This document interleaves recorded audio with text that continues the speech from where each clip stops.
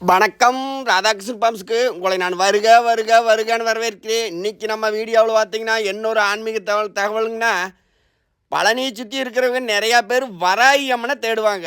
வராகி அம்மனை விளக்கு போடுறதுக்கு பூஜை பண்ணுறதுக்கெல்லாம் தேடுவாங்க. பழனியை சுற்றி எங்கே இருக்குன்னு பார்த்தீங்கன்னா, பழைய தாராபுரம் ரோட்டில் கிழவர் சைடில் கோதமங்கலம் அப்படிங்கிற ஊரில் இருக்குது. நான் இன்றைக்கி போயிருந்தேன், சரி ஒரு வீடியோ பதிவாக போடலாம் அப்படின்னு எடுத்து போட்டிருக்கிறேன்.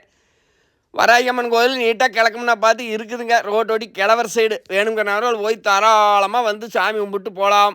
இது திறந்துருக்கிற நேரம் எப்படி எழுதி போட்டிருக்காங்கன்னா, காலையில் 9 மணிலேருந்து 10 மணிக்குள்ளேயுமே, சாயங்காலம் 6 மணிலேருந்து 7 மணிக்குள்ளே அப்படின்னு எழுதி அங்கே முன்னால் போர்டு போட்டுருக்குதுங்க.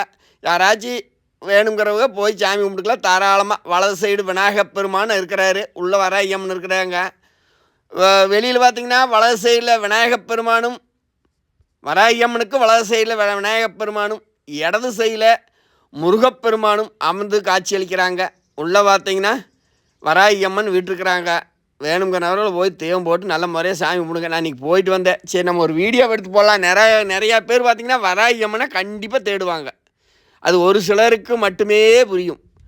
ஏன்னா பூரா பேருக்கு ஃபுல்லாக ஆன்மீகம் வந்து கொஞ்சம் இறங்குற முடியாதுங்க. சாமி கும்பிட்றதுங்கிறது வேறு. ஒவ்வொரு சிலையை பார்த்து ஒரு கோயிலை பார்த்து கும்பிட்றவங்க நிறைய இருக்கிறாங்க நம்ம வீடியோ பார்க்குறவங்களே. அதுக்காக இது ஒரு பலனாக இருக்குதுன்னு சொல்கிறேன். வேணுங்கிற நபர்கள் பழனியில் கோதமங்கலம் அப்படி ஊரில் இருக்குதுங்க. போய் சந்தோஷமாக சாமி கும்பிட்டு நல்லா இருங்கள்.